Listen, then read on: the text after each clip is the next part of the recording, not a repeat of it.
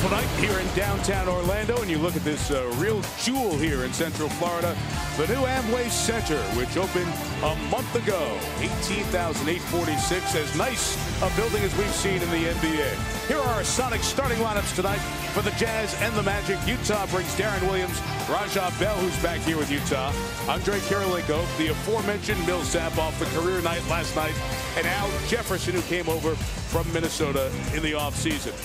For the Magic, 5-1, 4-0 here at home. Jameer Nelson back, missed that last game against Atlanta with the ankle injury. Vince Carter, Rashard Lewis. This team struggling from the outside with their three-point shots. Brian Anderson gets the start tonight at power forward, and Dwight Howard at the center.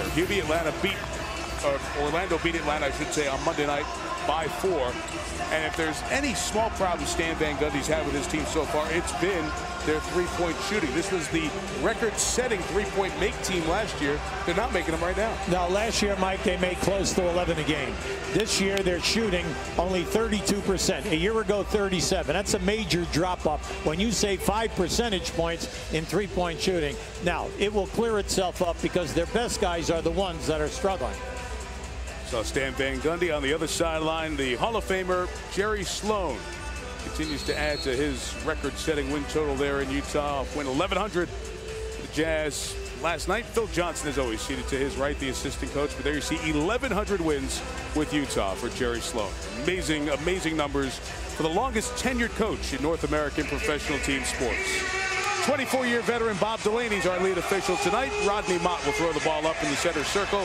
Scott Wall, the third official. And we're underway, and Andre Kirilenko misses the layup to start. Now, well, you can see right there, Andre Kirilenko could not get up to dunk the ball. His leg gave way on him, Mike. Now, he has a bad calf. That's why he didn't play during the summer. And we're both watching him as he comes back up. Vince Carter misses the outside shot for the Magic, and here comes Darren Williams. Tough matchup at the point guard spot for Jameer Nelson tonight. Now, this ball club is excellent in half-court movement. They move the basketball, a lot of inside passing, like right there. They overpass sometimes, but you love the team chemistry. Kirilenko came driving in. The first foul is picked up by Rashard Lewis of the Magic. Utah coming off that win at Miami. They won a double overtime against the Clippers the game before that. It's been kind of a herky-jerky start to their season so far at 4-3. Well, I think when you look at them, Mike, you have to say that their shooting percentage is down from 49 to 45 from a year ago. That's their first problem. The other problem is their defense. Last year, they only gave up right at 99 a game. This year, it's 104. That is inexcusable. You say, well, they don't have a core 7-footer in there, another shot blocker. You're right, but this team is better than that. Mehmet Okur ruptured his Achilles tendon in the playoffs last April. Is on his way back. He's back in Utah, continuing his rehab. Can't get a clear definition from anybody with the Jazz on when he's going to be back, but it's getting close. Look at the fight by Kirilenko with Ryan Anderson to force the jump ball. Kirilenko stole the opening tap with a great move.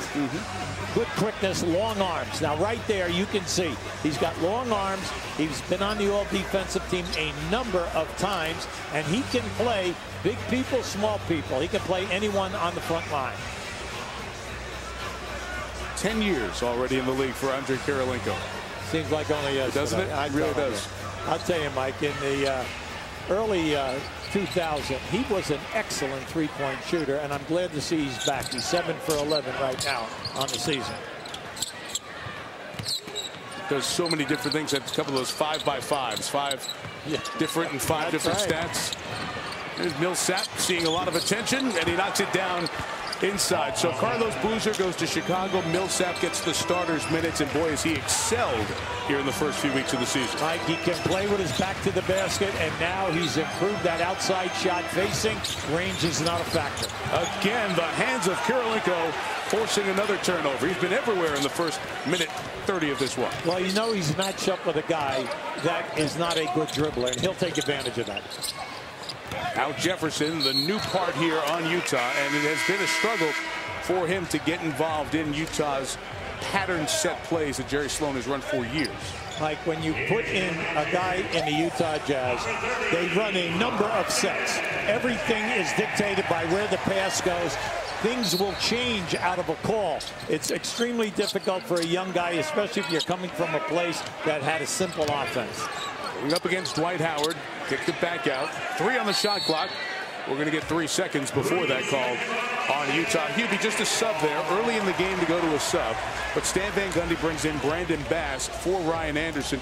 Kind of a rotation at that spot as Jeff is trying to figure out what's the best unit for this night. Well, Bass is a monster on the boards. Plus, he's shooting a nice percentage, and he can defend. And what he's doing here is he's taking Anderson out of the game because of the turnovers. And Bass knocks down the outside shot for the Magic. I said Jeff. I meant Stan, of course. Yeah, I like what we see out of Bass. Bass is a tough dude. And we know that he's a late bloomer. He came out of LSU. Everyone thought he would go much higher than the second round. But he's made himself into a guy who can contribute.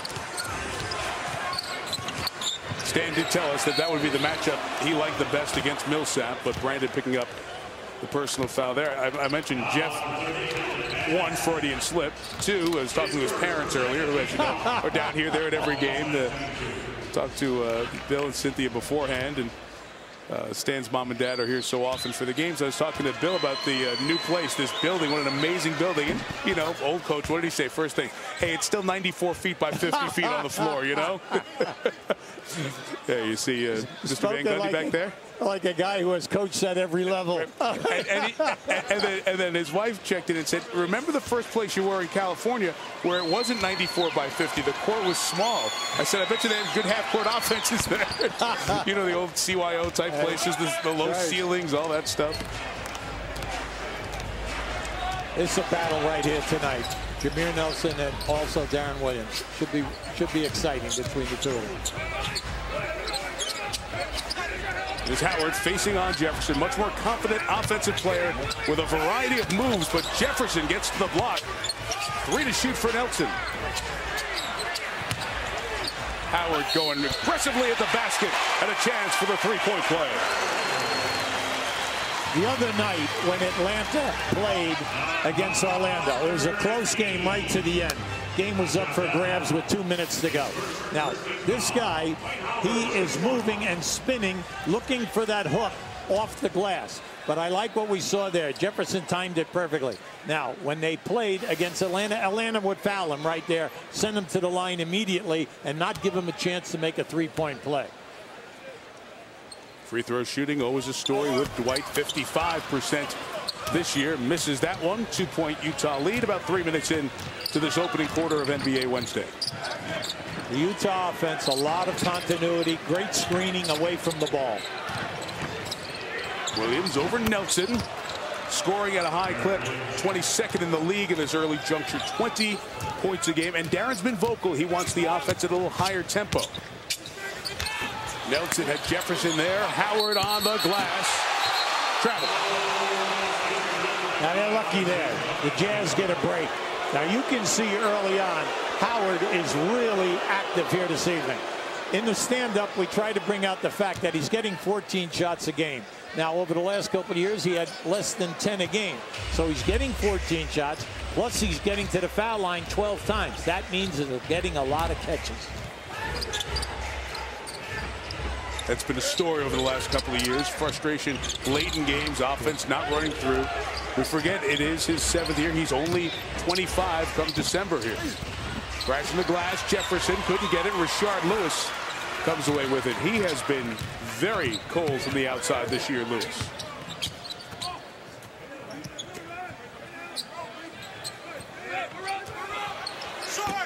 Nine for 32 shooting threes this year. And a fresh shot clock for the point guard, Nelson.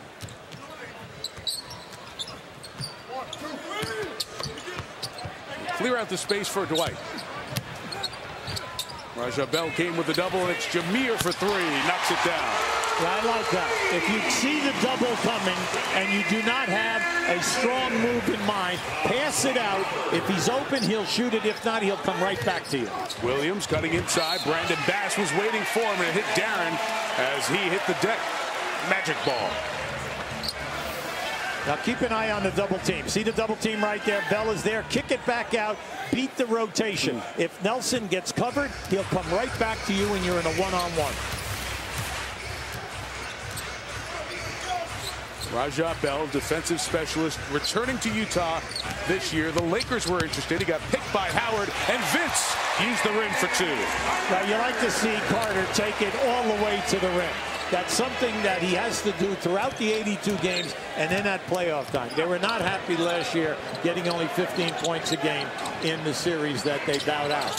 To Boston after 2 sweeps early on. Kirilenko gets bumped on the way and comes to the line. Orlando's first lead of the night given to them by Carter.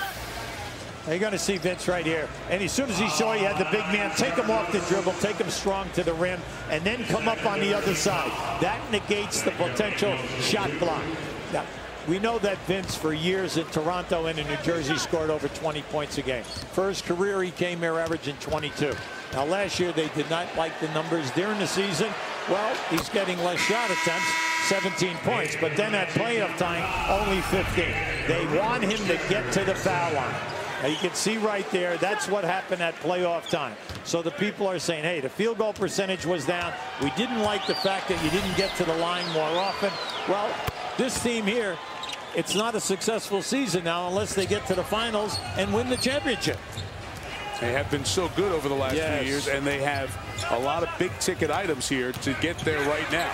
Quentin Richardson turned over there by Orlando. He just checked into the game at that last foul because it was the second on Rashard Lewis. So Richardson added to this group this year after a year in Miami. Checks in. Jameer goes to the deck to get it. Kirilenko again on the floor. That's 5 times in 5 minutes and 15 seconds for Kirilenko on the deck. Now remember, he's 6'9". We're not talking about a guy 6'2" or 6'3". Has to beat the clock. Raja Bell gets the rebound, bouncing to him. Williams saw a little opening and finds Jefferson.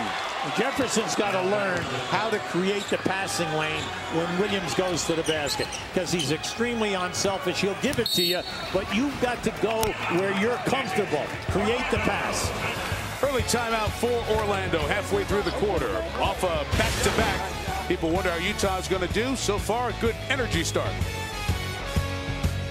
Millsap off the 46-point night with an early hoop. Jefferson the flush.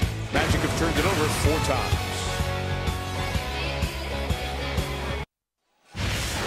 Back here in Orlando at the beautiful new Amway Center, they have an area where the kids can hang out. The Ozone back up there.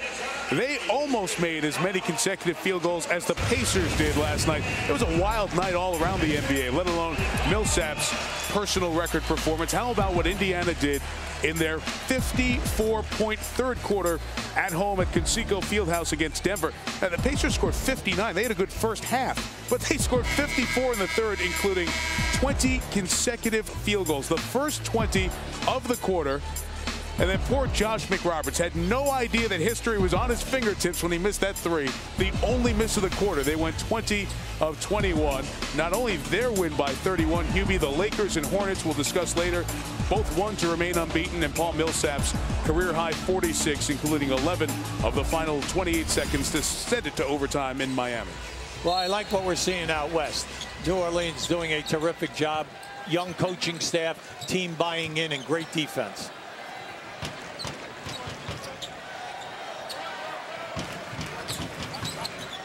Here's Quentin Richardson, checked in at that last whistle. Carter from the outside, he misses the 3. Jefferson gets the rebound. Have you ever seen something like Indiana making 20 field goals to start a quarter? Mike, I've been around since 1973. I've never even heard of that, all right? At any level, okay? It was just a great night. And naturally, people say to McRoberts, you know, how come you took the shot? Well, players don't understand how many shots they made in a row. They know they're just having a great quarter. Jefferson shoots over Howard and hits a couple of field goals. It's a 5-point lead. Jeff Foster on the Indiana bench was the one who told them when they came over at the end of the quarter that you guys made all 20 shots until that one. Still a great night for the Pacers in one of the best buildings in the NBA, Conseco Fieldhouse. And this is right up there with him, as Howard had good position. Foul called on the inside on Jefferson. When you play Orlando and Howard is involved in a screen from the foul line out to the top of the circle, he's going to roll down into that defensive circle and he's going to post you up. You cannot stay behind him. If you do, you're going to foul him for sure. You're better off fronting him and see if they can throw a lob over the top.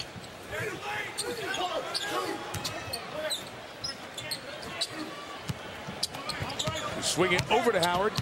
Kirilenko showed the double for a second. As soon as he went away, Howard went right at it. I like what he did because he hesitated on the move, Mike, and he got the defender to relax. Then he made the next move, and once he gets up high, you can't stop that jump shot. Is that a visual of that magic patience word we talk about so often with players? That baby hook is there for him now, and he has the confidence. Raja Bell able to knock that one down. Bell had an injury-plagued season last year with the wrist injury, but the last 7 seasons he's played, double digits in scoring.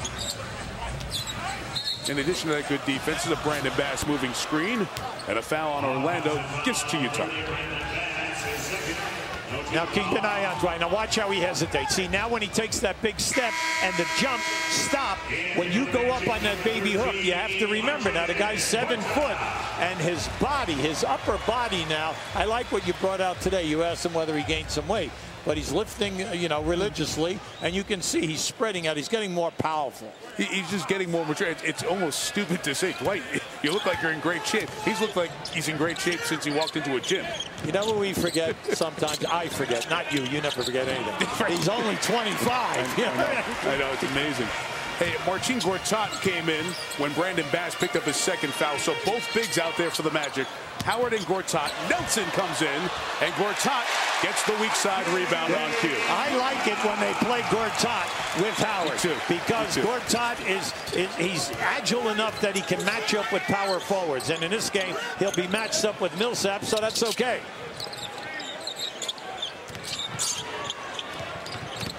Williams, contact with Nelson. The foul is called on Jameer. You know, Hubie, you talk about the options Stan Van Gundy has to go with Gortat and Howard. He has so many options on this team. He can go with a different lineup depending on what the other team presents as a problem for that night. Well, we know there's a guy sitting over there that's not going to get very many minutes, and that's Petrus. Petrus can defend. He can shoot the 3. He's done it for you at playoff time. Plus, he's a blur on the fast break. There is Michael Petrus, Air France, as he likes to refer to himself. From Guadeloupe, from France, outstanding player. Miami and Boston, the first of their anticipated meetings, comes tomorrow night, the TNT doubleheader, including the Lakers in Denver, to see the Jazz continue this road trip in Atlanta on Friday. Also, Portland against Kevin Durant in Oklahoma City. And on NBA TV on Sunday, the Rockets off to a very disappointing start in New York to take on Amari Stoudemire and the Knicks. The national TV games coming up this week as we get to the 3rd week of the NBA season. Howard called for the walk for the 2nd time tonight. Yes, he lifts the pivot foot before the ball leaves his hand. Now that's twice now that they've got him on the same type of a move. Now just keep an eye. See, they're going to him. Now watch when he switches. See how he jumped? He moved the pivot foot before the ball was out of his hand. Now that's something that you really have to work on. But you know what? I like the fact that he's looking for the move. Millsap the miss. Jameer Nelson brings the Magic back the other way. Slow offensive start for Orlando. Richardson will take 3. And he misses. Here comes D-Will, Darren Williams. Smooth with his moves to Jefferson. A little bit long, and Gortat's on the glass again. Well, when Utah breaks, Mike, you have to pay attention to Millsap as well as Jefferson. Nobody stopped the ball, and Howard cleans up the miss for 2. We have 2 of the best offensive rebounders in the game here tonight. Millsap at one end, Howard at the other. Both are getting over 3 a game, and that's a lot. 3 already for Dwight. As the Jazz lead is cut to 3, and it's going to go the other way. Foul called on Utah. Now that was just a beautiful curl move by Kirilenko. Jefferson has got to understand, set the screen and move to the rim. Timeout here in the beautiful new Amway Center, where, yes, one day you can grow to be Dwight Howard's size. Well, maybe not. It's a good thought anyway. Stuart Scott in the studio with the Sports Center right now. Some NFL news. Tom Brady missed practice today with the foot sprain. It is not expected to keep him out of Sunday's game when the Patriots take on the Steelers. But there will be a quarterback change in South Florida. A Chad for a Chad. Chad Pennington will start in place of Chad Henne. Last week, Henne threw 3 interceptions. All right, let's go back to basketball. And Hubie, guys. Stuart, thank you. From the state that gave us the hanging Chad, we remind you aerial coverage is brought to you by DirecTV. For the most sports period, call 1-800 DirecTV. Let me remind you, we have a college football action going tomorrow night. Pittsburgh looking like the best team in the Big East, taking on Connecticut. That comes through a 7:30 Eastern time. And then every game so crucial and with so much interest from Boise State, you'll see Chris Peterson's team take on Idaho, their in-state battle. That's Friday night, 9 Eastern, to start your college football weekend, ESPN and ESPN2. Of course, great weekend action. College game day will be in Columbus for Ohio State, and the visit by Joe Paterno and Penn State. Here it is, Utah by 3. Jazz coming off the big win in Miami last night. Second of a back-to-back. Chris Duhon comes in as Jameer Nelson goes to the bench. Vince Carter couldn't rattle that one home. And early here, 7 of 17 from the field for the Magic even. Yeah, right now they're struggling in their three-point game. They're 1 for 5. And then also, Mike, 6 turnovers, uncharacteristic of this team. Williams got Duhon, a little bit of a drive. Couldn't hit the outside shot. C.J. Miles has come in for Utah to join Raja Bell, Millsap, Williams, and Al Jefferson. Howard went to the moves. It was a quick hand by Bell that knocked it away, and the turnovers continue here for the Magic. Yeah, he's got 3 turnovers right now. That time he tried to go too fast. Millsap sizes up Howard. Nice. High on the release because of the shot blocking exploits of Howard. Tops in the league the last couple of years doing that. Dwight Howard did not give up on that play. There you go. Nice. Quentin Richardson knocks down the 3. Mike, that time he took his time, let the double team come all the way, made the diagonal pass. Beautiful execution.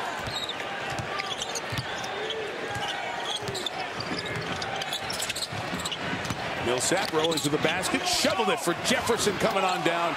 And a nice putback by Jefferson, set up by a good feed from Millsap. See, this is a team that gives you 24 assists a game.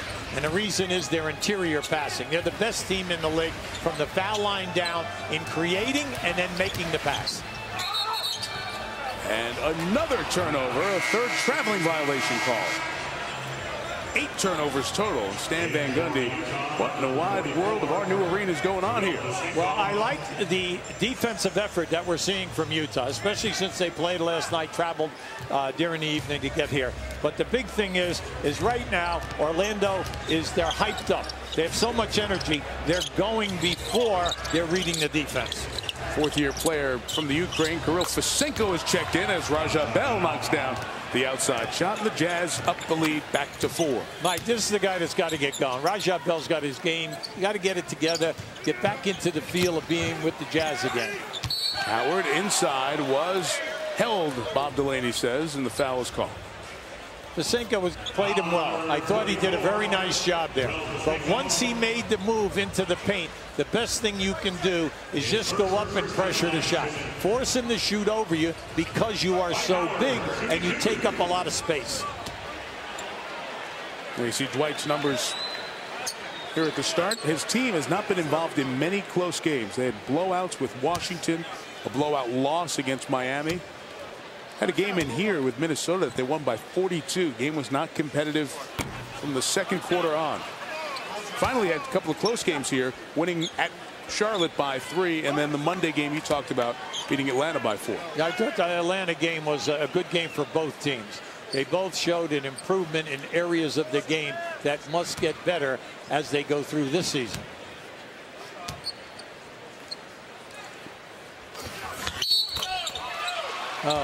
Lane violation on Quentin Richardson. Wow. So he finally makes one. Howard had missed his first couple from the line, but you wipe that out. And it has been a very frustrating quarter for the Magic fans as well. That's a violation which becomes a turnover, and that's 9 already in the first quarter. Mike, the people are all upset here. I know that a lot of the booing was for the referees, except for one thing. Referees are calling a very quick, clean game. Williams tried to go 2 for 1 and get a quick 3, and this is going to be a loose ball foul on Fesenko. Fesenko definitely cleared out his man. Yeah, come on, you're a big fella. You're taking up a lot of space. Go up with your hands up, not with your hands out to the side and pushing people out of there. Because you have to understand, when you come into the game at the end of the quarter, you're going to be putting people at the foul line because of the penalty. 2 quick fouls on Fesenko. There's that big old 7'4" wingspan, but he can't get out of his own way right now. And Dwight back at the line. It's not for lack of work. He has put year after year a lot of work into his free throw attempts, and was telling us today about his routine, whether it's in India or China or Haiti as he was traveling this year, all the effort he put into his shooting, his outside shooting. But you see the free throw percentage has not come along no matter what he's tried. And he's always going to be in the top 3 guys in the league, Mike, in foul shot attempts. Mainly, once again, he's over 12 a game this season. And we can see why, because he's really active, and I like the offense because they're going to him. Williams trying to go the 2 for 1 on the other end earlier with the quick shot. It ends up costing his team a couple of points. Now they'll run some clock down with Chris Duhon, the former Bull, and Nick defending him. C.J. Miles, nice slip pass to Fesenko, couldn't finish. Shot clock off for the Magic. Carter, a deep 3. Oh, Vince Carter beats the horn with a 3. And the Magic take a 1-point lead to the end of the quarter despite 9 turnovers. Now you're going to see right now excellent ball movement by Orlando as the clock is going down. Vince Carter nails it, but he is an excellent three-point shooter, high percentage guy.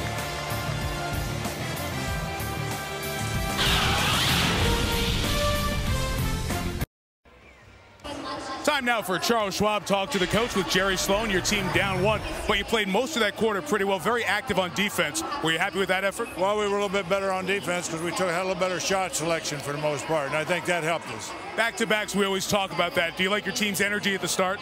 Yeah, we had a lot more than what we had last night. Hopefully it carries out. And finishes that well. Thanks, Coach. All right, thank you. Yeah, it was a struggle last night in Miami in the first half, the big halftime deficit that they erased. Hubie, you go from Miami to Orlando to play because you obviously have the geography. Back-to-back nights. Utah, the second of a half dozen teams that have to go this way, go to that whole big stage of playing the Big 3, and then come to Orlando. 8 teams go the other way, go Orlando, then to Miami during the season. Very difficult because you're talking about 2 of the 4 or 5 best teams in basketball, and you're playing them back-to-back. And they are off the night before. So extremely difficult for any team coming in, and I don't care how good your team is. They are going to test you, both of these clubs. Marcin Gortat was moving, and the foul was called for the illegal screen. J.J. Redick wound up to take that shot. Redick checking into the Magic lineup. Francisco Elson, who hit the game-winning free throws last night in Miami, is checked in for Utah to join Jefferson. C.J. Miles, who knocks down that shot. Kirilenko and Darren Williams to start the second. Yeah, they need Miles for the second unit to score the basketball. And then also Kirilenko and then Jefferson to help out here so that the club gets some points. Redick struggling from 3, just 3 of 18 shooting thus far this year. Richardson is long, and Williams comes away with the rebound. Now, right now, Orlando struggling. They are 3 for 8 in threes. But at the other end, Utah is not a three-point shooting team. Jefferson off the mark. You can see Al Jefferson getting with the flow of what Utah does. He even told me before the game, said it has been difficult to understand all the options off the plays because so many guys have been here running them for so long. The offense is built on spacing, and that's what we mean. If you haven't been in those kind of sets, it's extremely difficult. Can you believe? I can't believe it. This is 11 turnovers, my God. This is absolutely, and 5 of them have been on pivot play of spinning so that you can face up to the basket. And Stan Van Gundy is asking Scott Wall in this game, are you sure these are travels? Most of them have been pretty clear as traveling violations. Jazz leading by 1. This Utah team that has always been a perennial under Jerry Sloan. This is a team that maxes out during the regular season. Kirilenko did not catch there. Brandon Bass leading the push, and he's fouled from behind as he was driving. Hubie, you can take out a scouting report from 15 years ago for Utah, and it's the same stuff. They're running the same plays. Obviously, it's the players, but why does this guy get so much out of his teams year in, year out? Well, first of all, it's dictated by discipline and then also accountability. They're a no-nonsense operation. Everybody realizes that you're going to run the plays and run them perfectly, or you're going to sit down on the bench. And the old story at professional sports, if I take away your minutes, well, then naturally you're an unhappy guy. J.J. Redick on the nice take for the hoop in his 5th year now out of Duke. J.J. Redick has put so much into his game to be more than just a perimeter shooter. And during the finals a couple of years ago against the Lakers, Stan Van Gundy really earned trust in J.J. Redick's game all court, not just a three-point specialist. Kirilenko off the curl. And Gortat secures. If Utah is going to get better, when they put that second group out here like they have out right here right now, they've got to score the ball. The first unit, you know, can keep your kite on the road, or they're ahead. You cannot get behind. And as Ronnie Price came in for Darren Williams, just these 2 trips without Williams, you've seen the offense not look as flowing, as confident.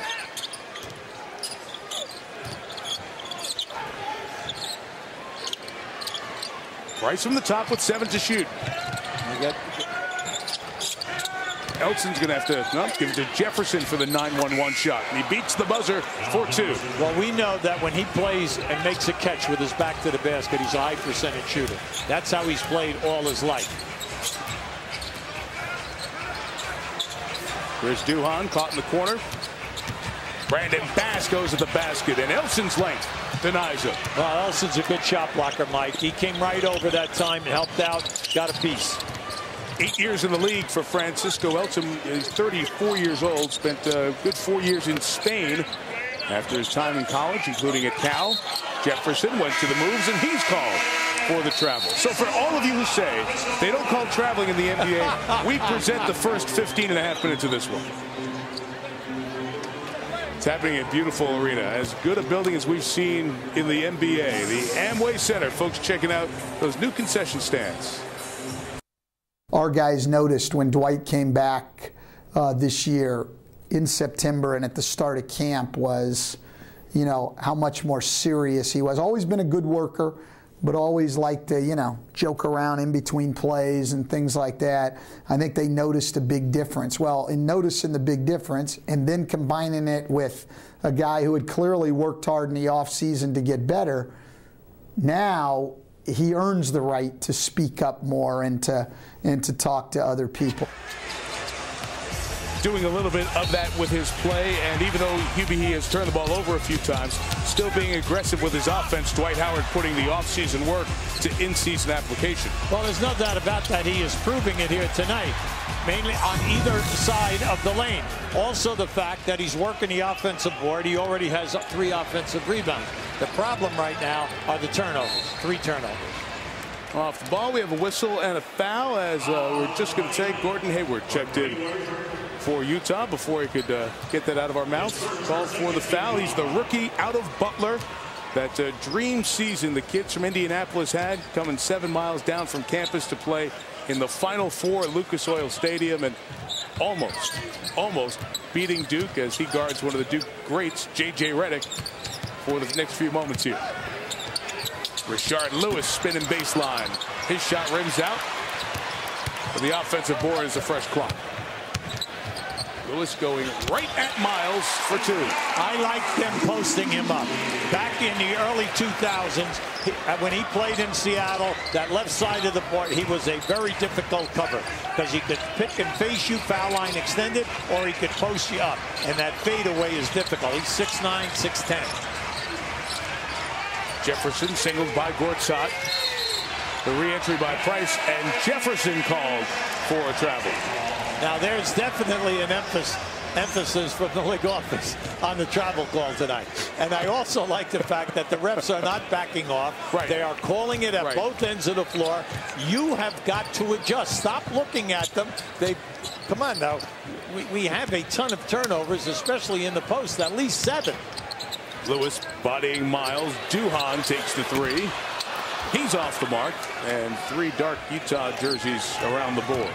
Without Okor in the lineup, it's good to see Elson. He's got to make a contribution. And last night he made the big 2 foul shots to solidify that win down in Miami. There's Hayward, who has a terrific shot. Knife pick in the draft. Now he's got Rashard Lewis as they were on opposite sides of the floor coming down for this trip. Oh, nice cut. Redick heading it back to Brandon Bass, big World Cup fan, and Bass is fouled on the shot by Elson. You always tell your players the cardinal sin of defense is fouling a jump shooter. Just go up, apply the pressure, don't foul the guy. Force him to make the shot, because if he makes the shot, he shoots 50%, it's great.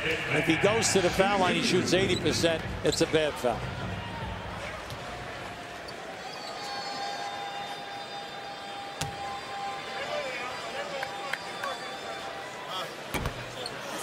Pass is one more. You can watch your favorite team at home on the road anywhere. With NBA League Pass lets you see games from outside your home market on your TV, computer, and mobile phone. Call your local cable, satellite, or telco provider today, or log on to NBA.com/League Pass. You're able to watch whatever action you want. Now, Mike, tonight we have 2 of the better teams in the league getting to the foul line. Utah 28 times a game, and then Orlando 29. Largest lead for the Magic at 2. See the free throw trips tonight. They keep missing Millsap posting up in the paint. C.J. Miles able to hit the fading shot. His 6th year straight out of high school in Dallas, Texas. Went to Skyline High School.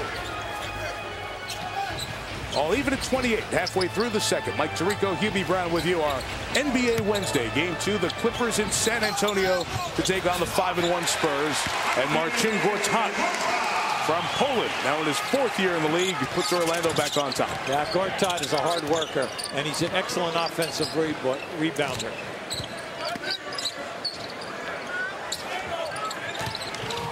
Miles flips it over the shoulder to Millsap. Good recognition by Gortat there. Left in the corner for Price. Duhan back for Orlando. Interesting point guard situation Stan Van Gundy has. Jameer Nelson is starter. Duhan off the bench. Another turnover by the Magic. And he also has Jason Williams. Well, they're protected in case of an injury. When Nelson was out, they start Duhan. Jason Williams came in off the bench and was solid. So it's a smart move for them because they're thinking of the long haul.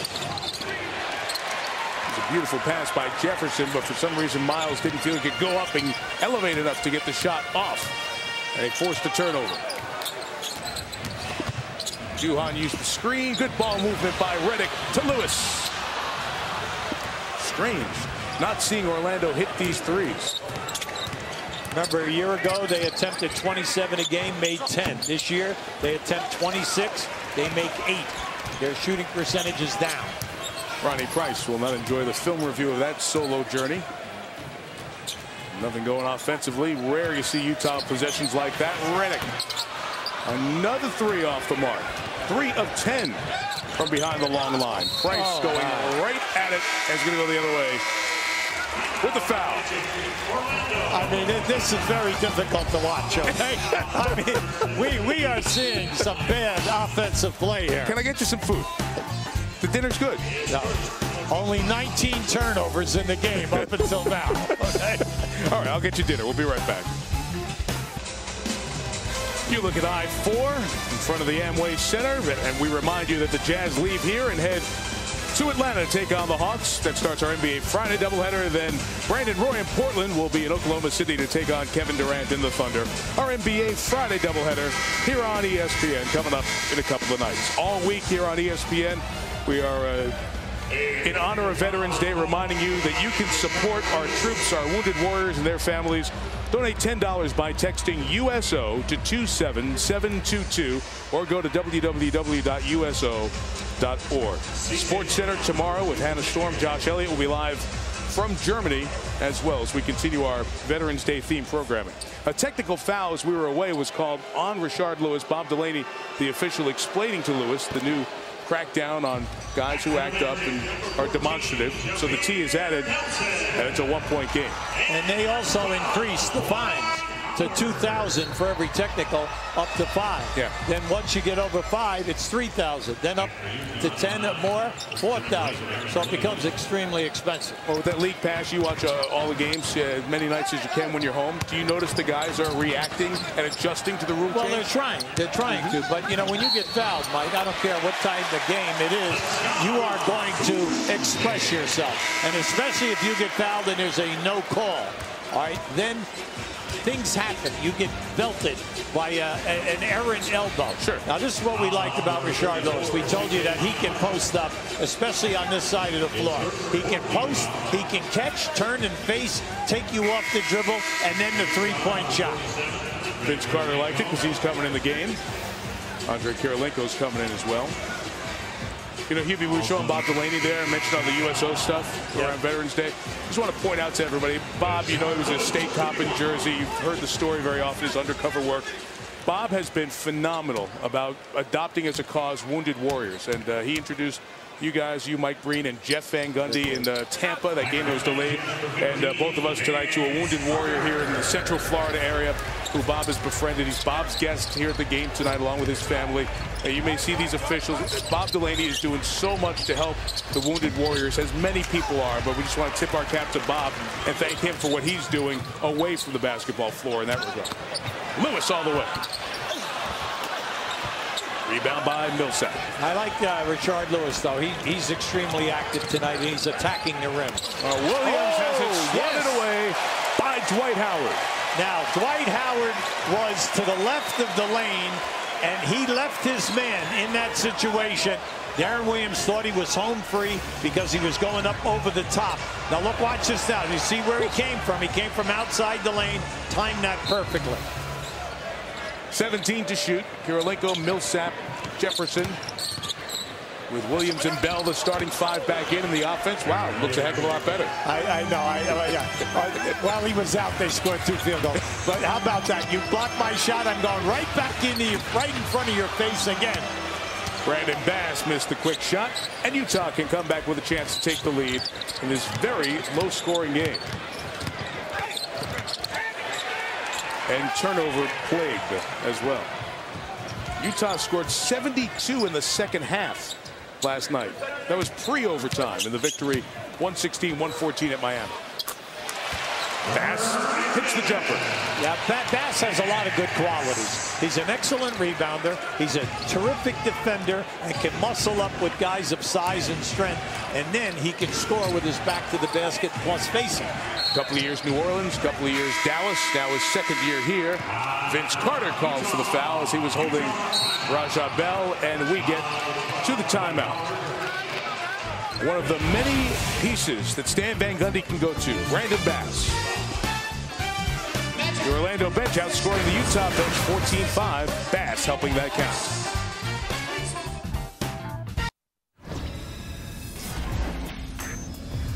Stuart Scott in the studio with the SportsCenter in-game. Houston Rockets fans are holding their collective breath. Rockets Wizards. Javal McGee right into Yao Ming.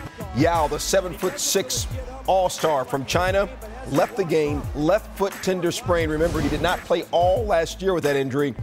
Is not expected to return. Also, check us out at halftime. Ridiculous John Wall highlights, guys. All right, Stuart will check on the #1 overall pick of this year's draft and the #1 overall of the past draft, Yao Ming. Struggling there. Remember, he hurt that foot back in the Western Conference Finals against the Lakers, Game 3 a couple of years ago. So Stewart and the guys will have that. Jalen Rose with Stewart as well. And David Lee back at MSG as the now Golden State Warrior returns to New York. Boy, Hubie, you just think about Yao Ming. And when we heard last year during the season that may be a career-threatening injury for Yao, foul on Jameer Nelson holding Darren Williams inside. That had you scared. And you see this just, 7 games into the season. You just wonder if this is going to be something he cannot recover from. Yeah, and it's so sad because he's such a great professional. He's terrifically talented. They just thought that they would start playing him back-to-back games, right, increased the minutes over 24 that he was playing. On opening night against the Lakers, I thought when he was on the floor for the 24 minutes, they were better than the Lakers at Lakerland. It was a great game. And you just feel for the young man plus the team. Millsap knocks down the hoop. It is 34-33. Orlando leading here by 1 in what has been a turnover-filled 20 turnovers in all first half. Brandon Bass from the top knocks it down. So they went to Bass right away, Hubie. The starter was Ryan Anderson. Bass came in a minute and a half into the game, and he's had a good first half. Mike, I like that. They got the switch. They posted up. They went in. Bass's man had a double team. The ball went right back out. Excellent ball movement. Away from the ball, moving screen will be called. The illegal screen on Utah. And it'll be Darren Williams getting called here. Mike, every time you and I do a game, we always say something about the referees, and that is you must adjust. The first 5 minutes of each half, they're going to call something. You have got to adjust your game. They're not going to adjust. They're calling it tight tonight. Please adjust to the way the game is being called. First foul is what Bob Delaney says. He had Raja Bell before Rashard Lewis lowered his shoulder into him. And Bell's called for his second. And Rashard will come to the line. Well, Raja Bell steps back from Noah. Anytime that he is involved, he is not going to give you a leeway. Right there, you can see that's a flop. We know that. And Delaney is not going to be showing up in that type of a situation. He's going to make the call, the proper call. Lewis, who rarely gets to the line with his perimeter-based game, was just 5 of 5 at the line coming into tonight. And he's missed both of his free throw attempts so far.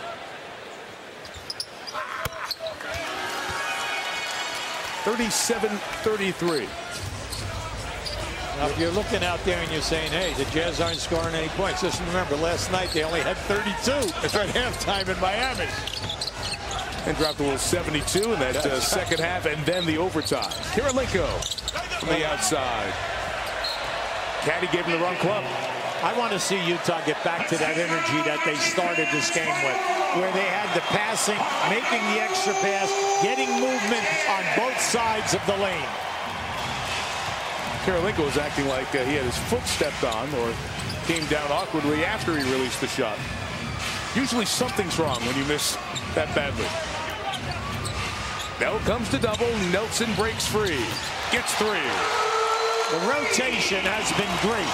Anytime that you double team Howard on that left box, they send the guy and then they rotate to the open space. Beautiful basketball. And 3 assists for Dwight Howard, who comes away with the turnover.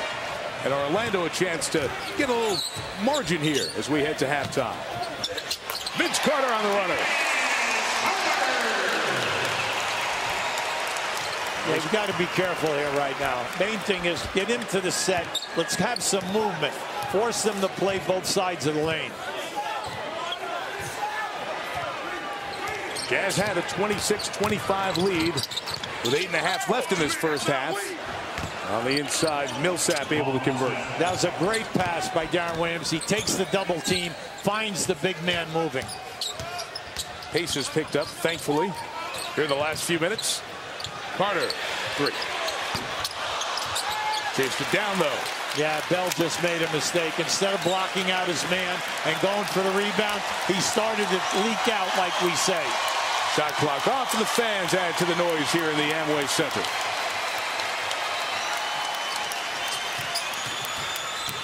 Nelson used the Howard screen. Lewis, a 3. Now that was beautiful. They get the trap on the dribbler, and then they go for the roll, man. That opens up the guy rotating. That is the 4th jumper that they've made out of a double team in the post or a double team on a high pick and roll. Darren Williams. Great close to the second quarter for Orlando. 11 to the run as they go from down 1 to up 10 here at the break. 8 points, best we can do for anyone. Jefferson and Millsap for Utah. Howard and Lewis for Orlando. Good job by Brandon Bass off the bench with 7. So off the career high night, Millsap and the Jazz left to do their work in the second half. During the Toyota halftime show, they'll get their act together. Stuart Scott and Jalen Rose standing by in our studios, the world headquarters in Connecticut. Check out David Lee's return to Madison Square Garden and the latest on Yao Ming's injury tonight for Houston. At the break, Orlando leading Utah 45-35 on the front end of NBA Wednesday on ESPN.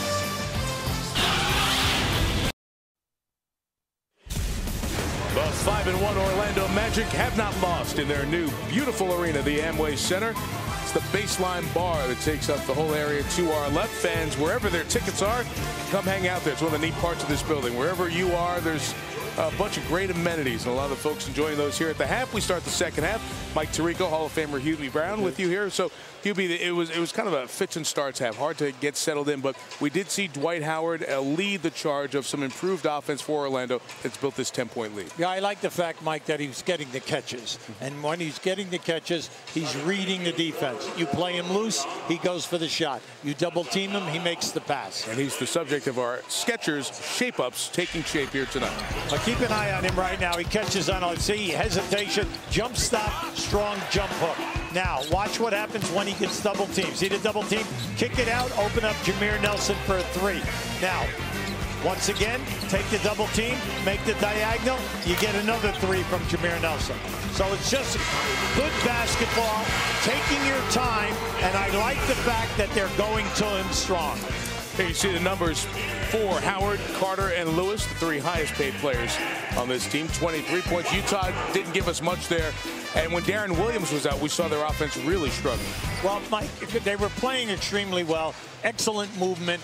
Good down inside power playing. Nice passing. Unfortunately for them, Williams goes out of the game. They only get 2 field goals. So that has to improve in the second half. An entirely different team this Utah playing on the back end of a back-to-back, the first game in Miami. You see that the great game from Paul Millsap, 46 points, just 8 to this point. Al Jefferson with 8. Darren Williams, 2 of 8 from the field here. Yeah, see, I right now you have to worry because Kurylenko and Darren Williams are 2 for 12. They are 2 of your top 4 scorers, so they've got to get off the schneid and get going there. Howard comes across the lane to start this third quarter. No good. Rebound inside. Brandon Bass, the only non-game starter, starting the second half. And he is fouled. It was a move by Stan Van Gundy early on to get Ryan Anderson out and Brandon Bass in. And there's a lot of flexibility on this team, especially at that 4 position. And it may be a better night for Bass because of the matchup with Millsap.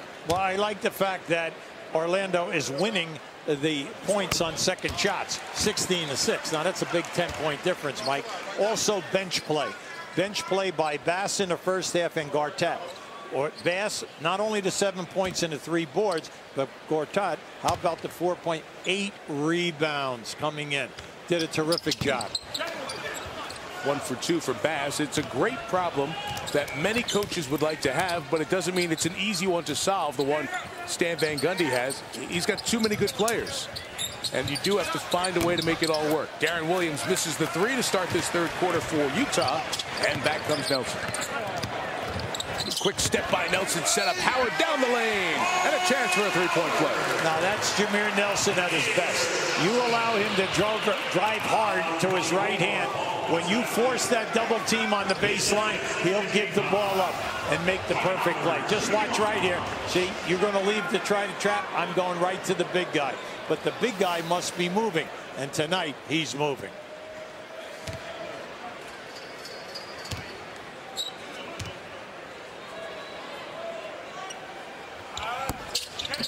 Now 2 of 5 at the line, but Rashard Lewis did a nice job to keep this trip alive.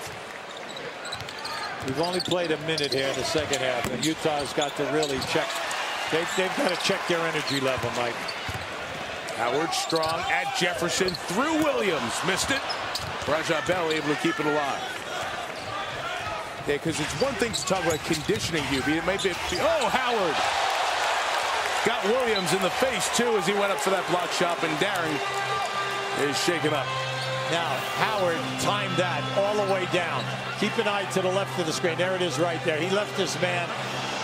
Now, just keep an eye right. Look at Howard hustling back now defensively. He points out, hey, I'm going for the block. That's the second time that he's done that in this game. I think Utah thought they were going to have to take a 20-second timeout. Jerry Sloan's just looking at Williams.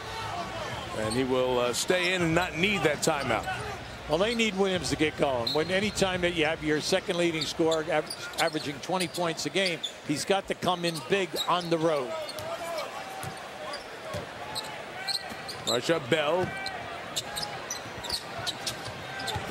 Millsap gave it to Williams off the curl. And Jefferson. It's going to be a foul on the Orlando Magic. You know, Hubie, I watch Al Jefferson, and a lot of people said it's one of the bigger additions in this NBA offseason. Hey, they had to do something when they lost Carlos Boozer, Kyle Korver. You get Jefferson, whose stats looked really good, but again, they were not stats on a winning team, and sometimes that's hard to translate to a 50-win team the way the Jazz can be. Well, one of the toughest teams to get traded to is the Utah Jazz because of how they execute their offense. There are so many variables to it, Mike, once the play and the set is called. So it's difficult for a young guy to pick all of this up quickly. Just let's give him until January 1, second half of the season, last 4 months. I think you'll see him reacting quicker. Millsap knocks down the outside shot. They tell us with Hubie, that shot from Millsap, when we talked about, he only hit 2 of 23s in his first 4+ years in the league. Deep catch, Howard. Contact with Jefferson. The foul's called. They said Millsap hits him like nobody's business in practice, so it was not a surprise to them last night. You know, we see Jefferson there called for the foul. Let's think about this. 3 years right out of high school in Boston. 3 years with Minnesota. There's Millsap, shoot from the outside. And he's knocking them down here. And it's an effortless shot. He has a beautiful release. He's a very strong young man. But like he said today, talking to you and I, that he goes out and he works after practice and he shoots against the guards. Now that's good practice for him. And you know that they're just not shooting for sodas. You know? So consequently, you have to pay attention when you're in these shooting games. Okay? So if you're going to ask in, you better have the stuff in your pocket to play. That's exactly right.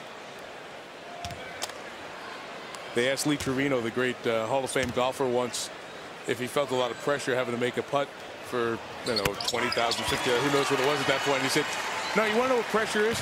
Pressure is when you've got a putt and the bet's $100, but you only have 50 in your pocket. So you better make it, otherwise you'll be singing for your supper. One of my favorite golf jokes. There's Jefferson. That's a shot he's used a lot. That little shovel shot. And that's nice because it's close to the basket, Mike, and it's an easy shot for him. You can see he doesn't hesitate. As soon as the catch comes, the shot is up. Good shoulder fake by Bass from the top. And Jefferson gets the rebound. Right at the halftime margin, 10. You see some of the speed of Williams finding Bell. Nice. Good choice, good selection, also to get Bell going. Remember, when you put Okoro at 7 feet into this lineup, you get a rebounder, you get a shot blocker, and you get a great three-point shooter. Howard inside. Able to clean up the garbage and get the 2. Well, see, they're really small up front. When you say Millsap and Jefferson, they're only 6'9". The same thing with Karolinko. See Williams forcing the issue almost since Howard blocked his shot down at the other end. He's been much more aggressive with pace on this offense. Yeah, I like that. You like the movement. And right now, Williams knows that they cannot get down by a large number here at the end of the third quarter. So he's trying to get everything below the foul line, create the double team on him so he can open guys up for easy shots. Spent 3 years in college at Illinois with a great 37-2 team that lost the national championship game to North Carolina. Utah took him with the 3rd overall pick of that draft, and he's really blossomed, made the All-Star team for the first time. And last year was his 2nd time being 2nd team All-NBA. And that's big because that's the top 15 players, and he deserves it. Utah's made all the free ones to keep it within 8.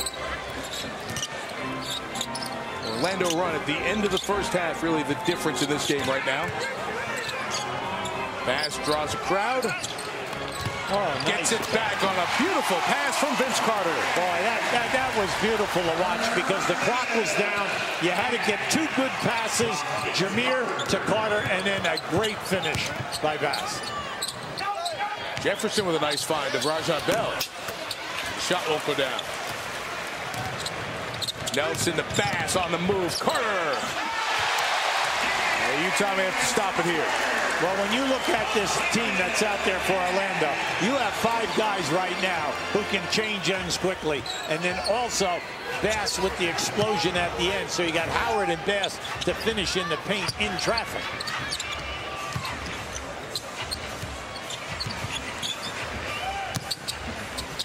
Millsap finds Kirilenko in the corner. And a great start to this game, Andre Kirilenko. And knocks down a 3 to make it a 9-point game. Yeah, they had to get him going. We said coming in, he was 7 for 11 in threes. That's what you want to see. Just hit a couple of threes and then get your game together. First 3 knocked down for the Jazz. And on the other end, Vince Carter responds with the 3. It's a much better flow on the offensive end for Orlando the last end of the first start. Orlando's one of the best teams in the league in spacing. They wear you out from the right corner and the left corner after they go up on a pick and roll or even off the dribble.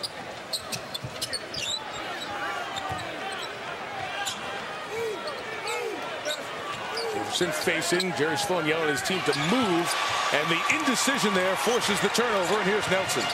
Lob for Bass. And now they'll pull the plug. Yeah, they're coming together here right now. Excellent ball movement. A lot of movement without the ball. So what's happening? Easy plays.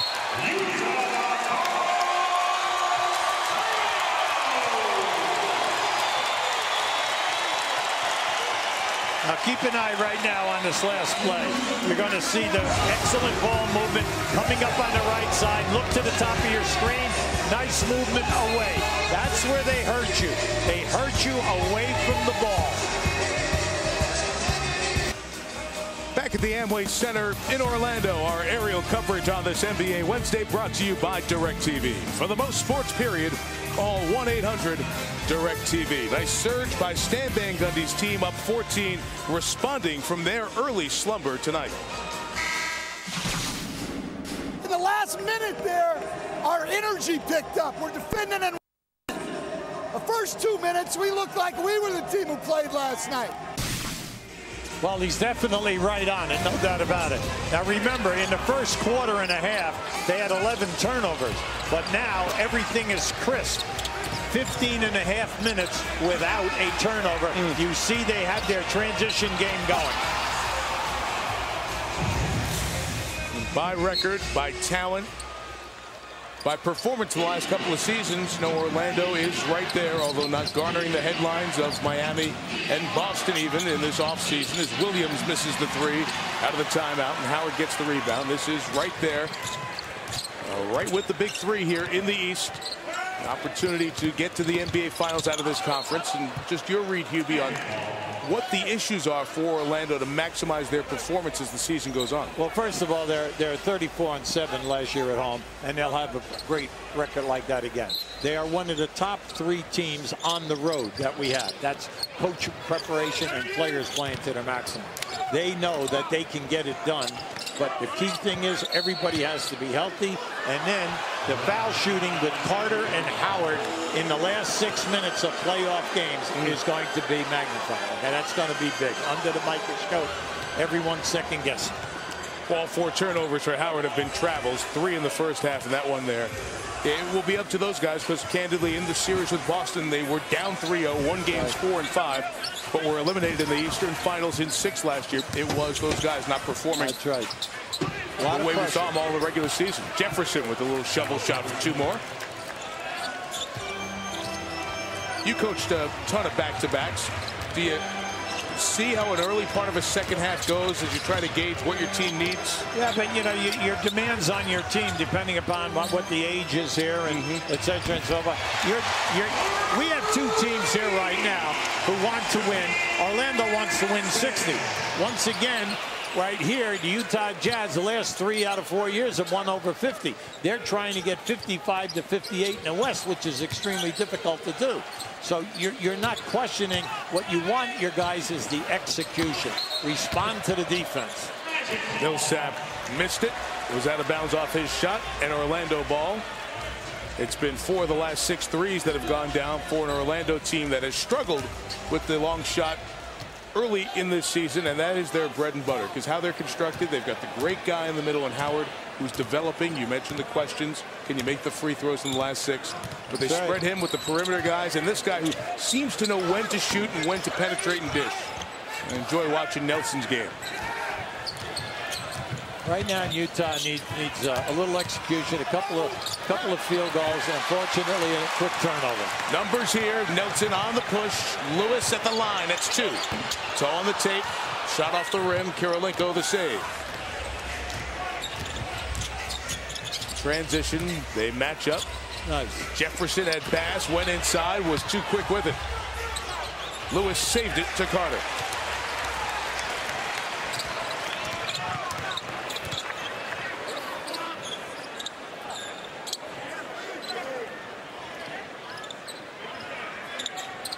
Brandon Bass comes to set the screen. Nelson splits it at the top, then turned it over.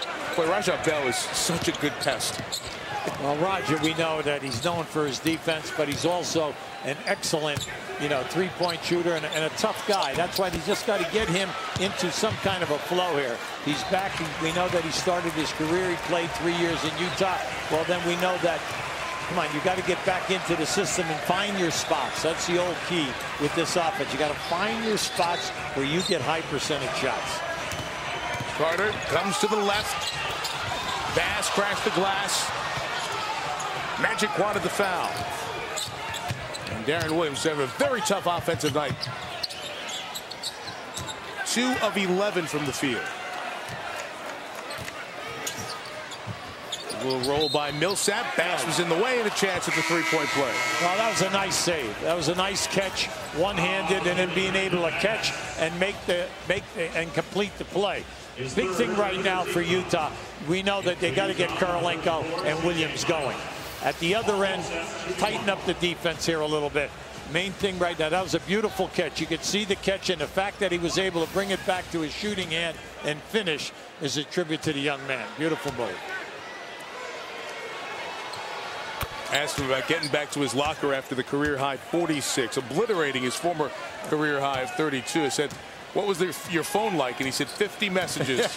He said relatives who I forgot that I had, all checking in via text or voicemail to congratulate him on that effort. Carter, the 3 is good. So the 5 of the last 7 now on threes for Orlando, leading by 15. Picking up those extra points. Remember, like we told you, last year they made 10 out of 27. This year, 8 out of 26. At halftime, they took 13. That was halfway home. They're going to continue to shoot the 3. Nice find. Williams' 9th assist of the night. Right back to Millsap, who, like the great Karl Malone out of Louisiana Tech. Karl was class of 85. Millsap 2 decades later. We're talking about a guy in Millsap who's the 47th pick of that draft in 06. Middle of the 2nd round. Nelson.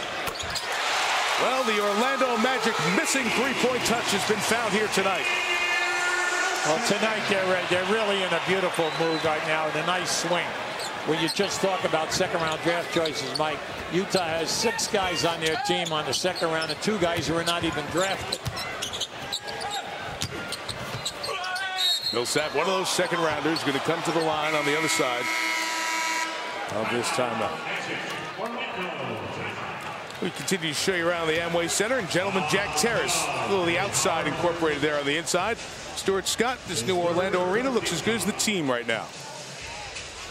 And both of them look pretty good, Mike. Stuart Scott in the studio, Taco Bell studio update. The Atlanta Hawks started the season 6-0. They're about to lose their 3rd straight. Brandon Jennings, my commercial buddy, he helped me not hit bango in those NBA commercial spots. Banging the 3 plus 1, the 4-point play. Milwaukee's all over Atlanta. Elsewhere, Wizards are up 1 on the Rockets. Yao Ming injured in that game, injured that foot, will not return. And David Lee, 14 points in the first half in his return to Madison Square Garden. His Warriors leading the Knicks. We'll be back after the break. Playing in the NBA has allowed us to help people all over the world. That's why we play basketball, is to bring joy to people's lives. And we also need to do that off the court. Just to see the impact that we as NBA players have is bigger than basketball. Having the ability to touch people's lives, wherever it may be, that's why I smile so much. Well, Dwight Howard's always smiling and always offering to help. Spent some time in Haiti during this offseason. Dwight Howard in the NBA Orlando Magic, very active in this community. Dwight having a good night. He and Marcin Gortat play together again, as they did in the first half. As Millsap knocks down the first of two. Paul Millsap, who's joined only by Pau Gasol in the top 10 in both rebounding and points. I know it's very early in the season. Hubie, it's a big increase in his numbers because his minutes increase, but sometimes guys play more minutes and we don't see the jump in their numbers. We're seeing a very significant jump from Millsap in the first sample of 7 games. I think when you're an outsider and you're watching here, what he has now is a total game. He has a game that can go out to the three-point line. He has the mid-range game, and he can play with his back to the basket. Now Lewis going back down there on that box, and I know every time we do an Orlando game, you love it when you see that. That seems to get him in a flow offensively. Yeah, and it gets him easier shot attempts, you know, and they always play behind him. The double team is late, so he gets an opportunity to work and get high percentage shots. Millsap getting busy here in this third quarter. Couldn't convert that one. It's out last. Rodney Mott needs some help from Scott Wall. It's last touch by the Magic. Big difference in this game, Mike. Utah in three-point attempts, 1 for 9. Now, Orlando, 9 for 19 already, and we still have 14 minutes to go in this game. Now, Carter and Jameer Nelson are 7 for 12 in threes. That's a great number. Kirill Fesenko checks back in for the Jazz. C.J. Miles, Millsap, Raja Bell, and Darren Williams with the ball. Watched by Chris Duhon. Saw the double, found Millsap, got bumped, and he's going to get 2 free throws out of it. But I like the rotation by Orlando. Orlando is always going to be in the top 5 defensive teams. Low field goal percentage against, low three-point shooting, and then also they are the #1 defensive rebounding team in the league. They're so well coached, and their game preparation is excellent because it always starts with them at the defensive end. They do a terrific job. Speaking of 2 terrific defensive teams, Boston and Miami, that's the TNT doubleheader starter tomorrow night, followed by the Lakers in Denver to take on the Nuggets. Here on ESPN, we'll follow the Jazz to Atlanta to take on the Hawks in Portland, Oklahoma City. And NBA TV Sunday night will have the Rockets in New York to take on the Knicks. Both of those teams in action tonight, and Stuart told you at halftime the big overriding story thus far this NBA night, the left foot injury to Yao Ming. We don't know how serious, how long it'll impact him, but that's the leg he's coming back from, missing all of last year. Over a little zone, Lewis gets a friendly roll for 3. They've already have 10 makes, Mike. 10 makes already. Team that lives by the 3, but was only shooting it at 32% coming in. Slapped out of bounds by Duhon. Well, as soon as they came down the floor, Darren Williams took Duhon right into the post. They're trying to get him going because between Kurylenko and Darren Williams, they are 3 for 16. Kirill Fesenko has a block by Gortat, but he was fouled first. Mike, Gortat has really been active here tonight. On the boards, defensively, shot blocking, rotating on the baseline, helping out in the half-court defense. 10 players have played for Orlando, Hubie. The 2 who haven't, Jason Williams, now in his 12th year out of Florida, but he played a bunch of minutes when Nelson missed the game 2 nights ago.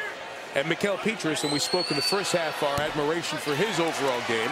The guy played significant minutes in the conference finals and the finals. How does Stan Van Gundy handle having 12 guys worthy of playing? You always played 10 guys. You always played a second unit, kept guys ready. How do you handle that great problem of I've got too much? Well, it's difficult because you know players 11 and 12 are not going to be happy.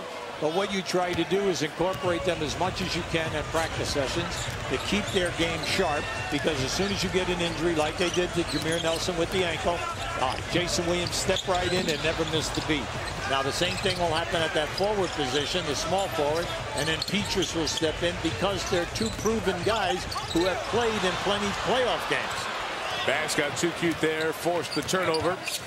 On the push, Millsap. You can see the confidence in his game. Count it. with a foul on Carter. And in this quarter, you're seeing a little bit of what you saw last night in Miami and overall this year from Millsap. Well, I like the energy. Keep an eye on the move here. Watch how he evades the player trying to take the defensive charge. I like the little dipsy-do with the hip move as he fades to the left to get that shot off. This guy's a hard-working guy. The old story, hey, he brings his lunch pail. Yeah, this guy does. you never ever would say that this guy is not a hard worker. That's the first thing. Everyone on their coaching staff, you say Millsap, hard worker. Well, maybe that's what inspired him to get in the air a little bit. Dr. J's in the house. NBA champion, Hall of Famer, 4-time MVP, former executive with the Magic. Julius Erving lives down here in the house tonight. Quick turnover. Chance for the Jazz to get back in it as Williams goes all the way. That's a 12-point game. Now, that's the first time we have seen the 2-3 zone. They get the turnover, and that was excellent. Just buy some time here now. Hopefully you can get them to miss and get down and get another quick score. There it is. There's another Rodney Mott, but stays in bounds, and he's part of the action. The shot clock is off. It's an 8-0 run for Utah to end this third quarter, and they can get it to 10 or 9 after 3.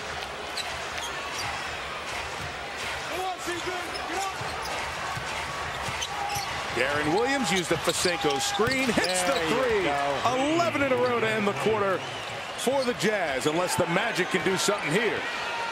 Duhan will try. And Hubie, what a comeback. 11-0 to end the quarter, getting Utah right back in it. Now, Darren Williams steps up big here. The 2-3 zone causes 2 quick turnovers. Now, just watch here. The 3 takes is easy. Now, we know one of the better point guard three-point shooters in the league.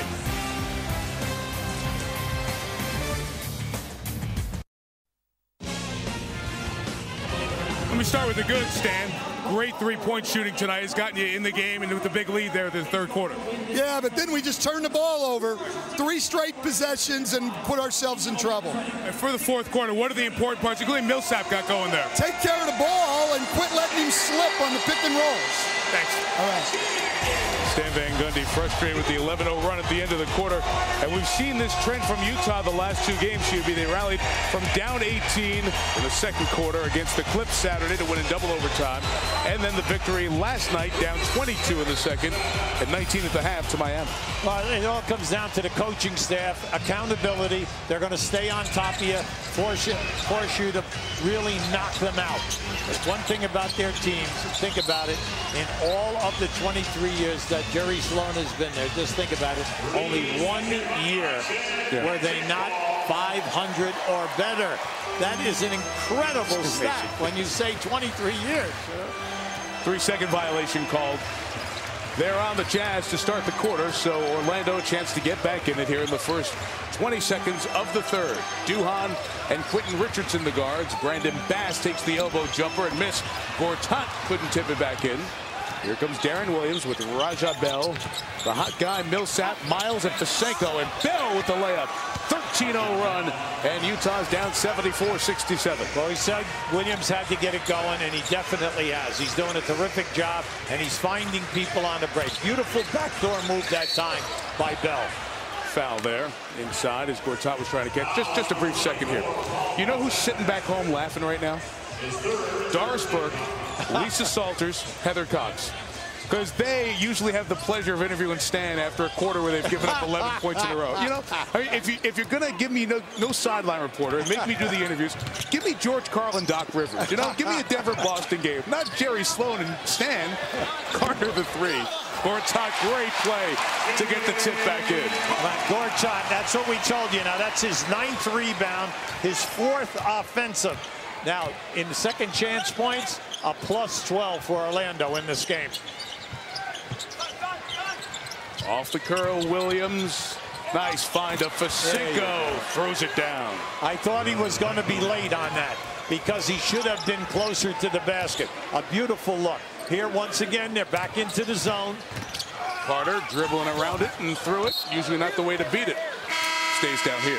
The big thing what you're trying to do is get the ball into the painted area some way. Now look down here. Watch to the left of your screen. That's just a beautiful move to Vasenko. He should have been stepping up because his man, Gortat, left him to go to double team Williams.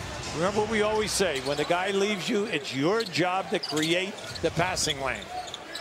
Vince Carter out, J.J. Redick in, and a technical foul called on Stan Van Gundy. He was looking over to Bob Delaney for a call the last time on that Carter drive he didn't get. On the rotation of officials, Rodney Mott was on that sideline. Stan wore him out enough. That's it. T. Well, he's trying to get a point across. He'll take the technical because he just wants to stop the action also. But what he's doing, he's talking from his heart. Because right now he's so disappointed in his team on this run. And then this guy right now on the foul line has been absolutely excellent in the last 3 to 5 minutes. 11 assists, 14 points for Darren Williams. Millsap out to get a breather.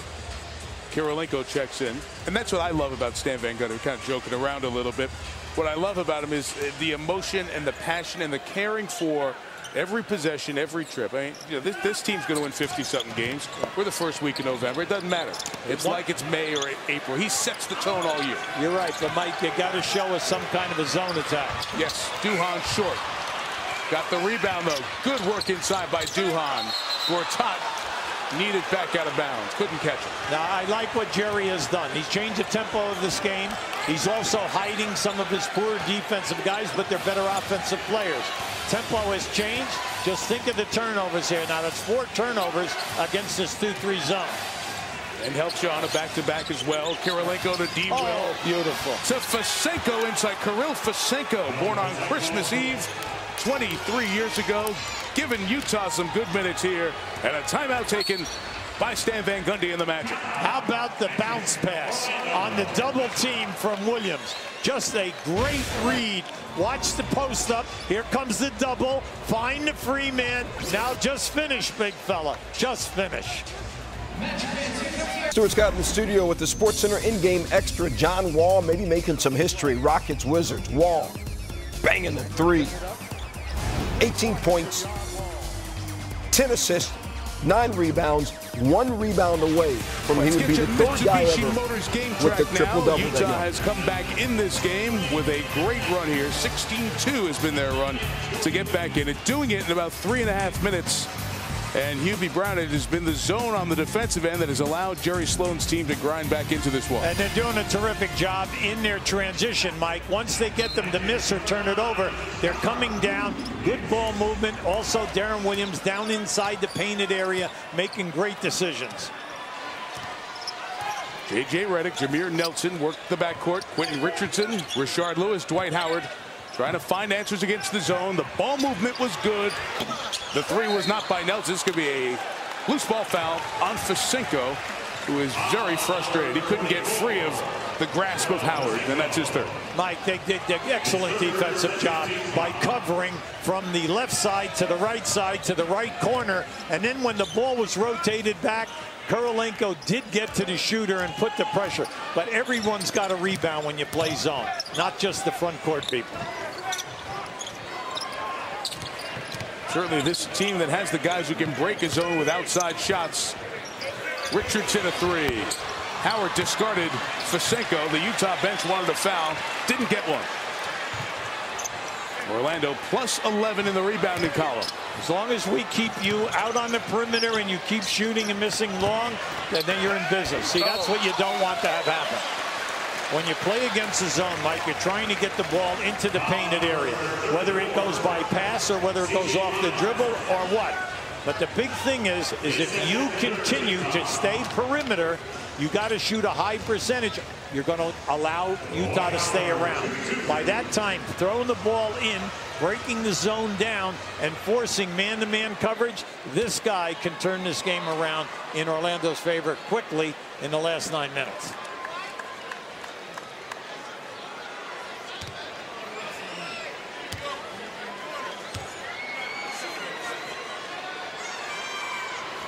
Now 3 of 8 at the line. Howard many have talked about his work with Akeem Olajuwon in the offseason. He also said he spent some time with an NBA player, a current player who he will not name because that player didn't want him to name him.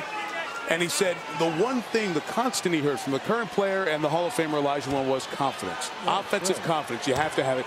This is the place where he has to get it. All that work he did with jump shooting, late game free throws. 3 of 9 here on the game. And it remains a 4-point Magic lead. Mike, that's why we say we can talk about all of this other stuff here in the 82 games. We know they're going to be in the playoff. They're going to be one of the top 4 teams in the East, no doubt about it. But once they start marching to the second and third round, you've got to be able to make the foul shots in the last 6 minutes.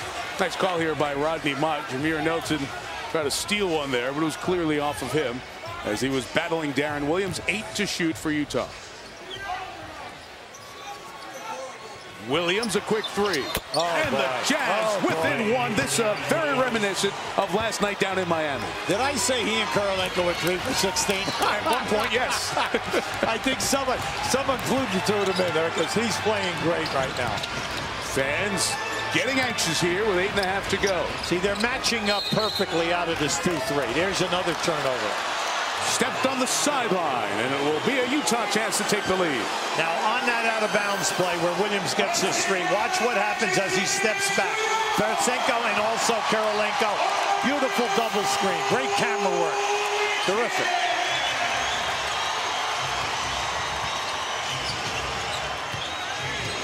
Williams goes baseline, sees Howard, who blocks the shot. 2 of the best in the league there, head-to-head. In transition, Richardson. Redick, 3. Whistle beforehand. And we have a foul inside on Dwight Howard. Oh, that's his 5th. Now, give Howard a lot of credit because he was playing with 4 as he gets his shot block. As soon as he saw Williams beat his man, he came right across for that block. And then the bumping with Fesinko right after that. The foul was called. So it's 5 on Dwight, who will be coming out here as Marcin Gortat jigs in. He didn't know that he was being subbed for there. Well, that's a situation. Stan's not going to leave. You're going to get a T. He got a T. Yeah, he was talking to Scott Wall there on the way over, and Scott Wall gave him a little bit of rope, but nowhere near out of line with what the officials are supposed to do. That's the 3rd technical on the Magic here tonight. Well, unfortunately, we have no idea what he said. Right. Okay, so consequently, you got to go with the referee in that situation. He's going to call the technical. But you know what, Hubie? He was lingering down here, and he was taking his sweet time getting off the floor, as Williams missed what would have been the tying tee. So even for that, no matter what he said, he was kind of lingering over here. This is the back end of this. Very good. Very good.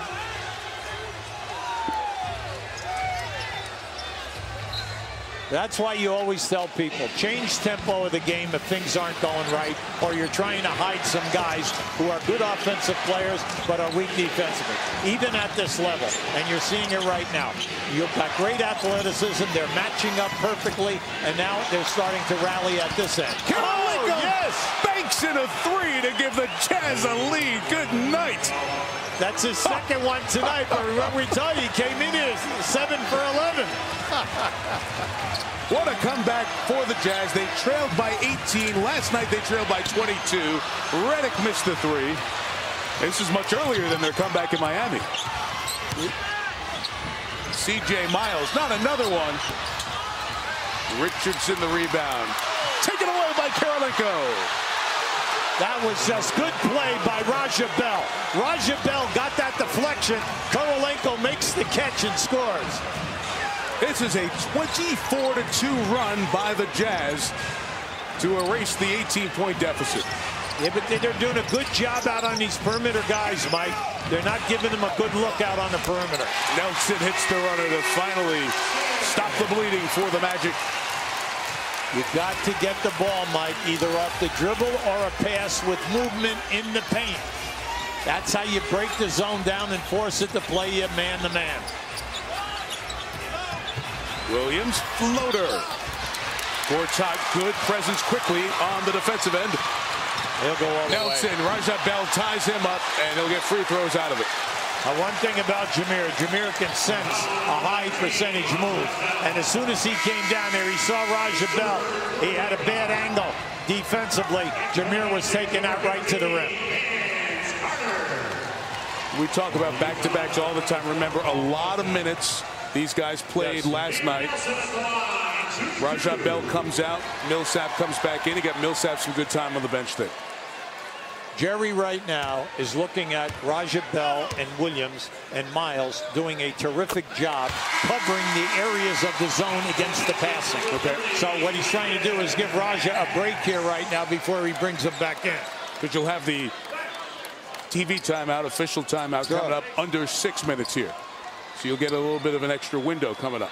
Just the small things on a back-to-back that a coach can do to get a break for his guys. Absolutely. And one thing about that coaching staff over there, they never give up. No. And then the players, it gets ingrained. People forget they have a key 6 new players on this team this year, the Utah Jazz. All square at 80. Kirilenko off the curl, takes it. Rebound Nelson. Passing Gortat, running with him. Howard on the bench with 5 fouls. Carter deflected by Kirilenko. Good quick hands. He started the game with quick hands and making an impact on possessions. He got, when he went 0 for 4, Mike, he kind of lost a little bit of that quickness. But right now, since they've made this run, everyone is in tune here. Halfway through this final quarter. Lewis, 3. Way off. Look at this. Shot clock did not reset. Nelson knows it. Try to squeeze through the double. And the foul is called as we get to a timeout. Give Jameer Nelson a lot of credit. He has been all over here. That's his second one that he's picked up short on the baseline area. Andre Kirilenko fills up so many columns of the stat sheet, doing it here at the back end of what was a 24-2 run to erase an 18-point deficit, banking in a 3, keeping a play alive for a 2. Utah trying to go back-to-back through Miami and Orlando in a tight one. Miss Craig James, Jesse Palmer, Jem Brown will be in Connecticut for Pittsburgh UConn out of the Big East for our Thursday night football game tomorrow night on ESPN. Over on ESPN2 on Friday night, you'll see the number 4 team in the country make their weekly attempt at making a statement. Boise State takes on Idaho to start our college football weekend on ESPN. Game day Saturday is going to be in Columbus. Well, all the kids playing here in the new Amway Center have seen a big comeback by the road team as we take a look at our Mitsubishi game track. A terrific run, Hubie, that has really been ignited by the zone defense that Utah's played and Darren Williams' impact on every part of the game at both ends. Mike, not only the points, but his decision-making has been excellent. The passing in traffic in the transition game. The zone has been beautiful. Orlando has missed their last 7 threes, all against the zone, and that is allowing Utah Jazz out in the open floor. Now, they're not blazing down and getting fast break points. What they're doing is scoring in transition in the secondary phase of their offense. Magic play again on Friday against Toronto. I wonder what some of tomorrow's practice will be about. Working on his own? We know it's going to happen. An awful lot of teams are using it now. Yeah, and some of them are using it especially in the 4th quarter. Which means you, as an offense, have to be ready with an answer for it every night. Darren Williams, good fake and a take. Great fake. Remember, he told you he was struggling with his shot. He's now 6 for 17 in the game, but in the second half, he's just been beautiful to watch. The head faking, the good passing. They're matching up right now, still in the zone. They're matching up 2-3 with Miles out on top. And Carter stops the slide of 7 consecutive missed triples to give the Magic a 3-point lead. Well, see, there, Millsap knows that he was late getting there. That was inexcusable because that was not a diagonal pass. That pass came around the horn. Millsap trying to stay with Miles, almost had him open. Williams responds by rattling home a 3. You got Rondo, you have Paul, you have Rose, and a lot of good point guards. Darren Williams right there with them all. Missed 3 by Lewis, rebound Millsap. Utah for the lead. This guy is the perfect size player. He's 6'3", over 200, extremely strong and great vision. Oh, Jefferson with the quick step around Gortat. He doesn't have Dwight Howard to contend with, so Al Jefferson gives Utah the lead. And here comes Howard with those 5 fouls. See, I like that move. Anytime that you have a guy that you know you can get with that second dribble. Now, Gortat did not go up to try to block the shot. Watch how they uses the rim right here. He used that rim perfectly. Al Jefferson, great move. So Howard in with 5. He sat for 3.5 minutes. Gortat back to the bench.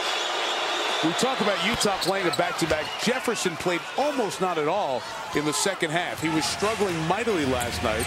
And when Jerry Sloan went to a different combination, Jefferson didn't play. And he was okay with it. He understands, but he will be fresh and rested here tonight. Lewis finds Redick, who's sitting down on the bench. Well, he honestly thought that he was standing in that corner. That's where he is. Yeah, that's his place. I know. Don't be wise. That was Orlando's 20th turnover in this game. 11 in the first half, 9 in the second half. 2 Orlando players collide, and we have an injury on Brandon Bass for a second. Now he gets up. He was holding his leg. Meantime, Utah scored as the 2 players went down. It's a 5-point Jazz lead. Millsap again. Give him 23. Got to go right there. Millsap came over. What a great steal on the double team, and that was a clean steal. Turnover 21. Williams been taking everybody's lunch money here in this half. Millsap. Short. Oh, look out long.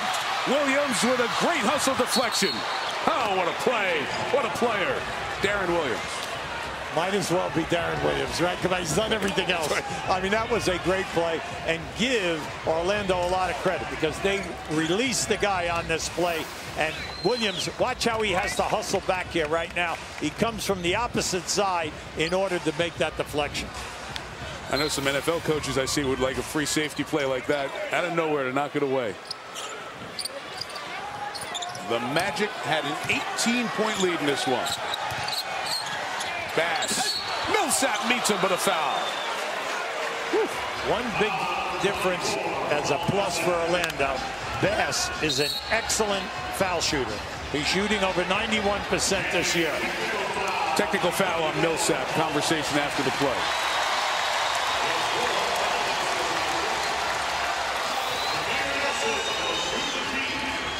Well, that was a strong play offensively and a strong defensive rotation going for the shot block.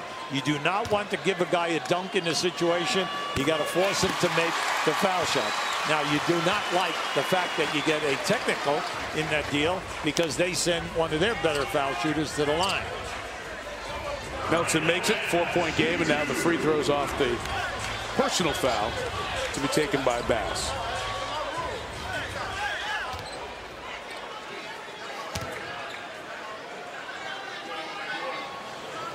And very similar to the Dwight Howard situation. It was not something wild. Again, you never know what is said. It was Millsap in conversation, frustrated about it. Yeah.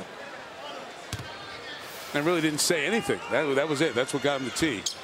Well, Mike, this game has been refereed the same from the first quarter when they threw the ball up. It has. But I think we're both in the same boat about the rule. We appreciate what they're trying to do.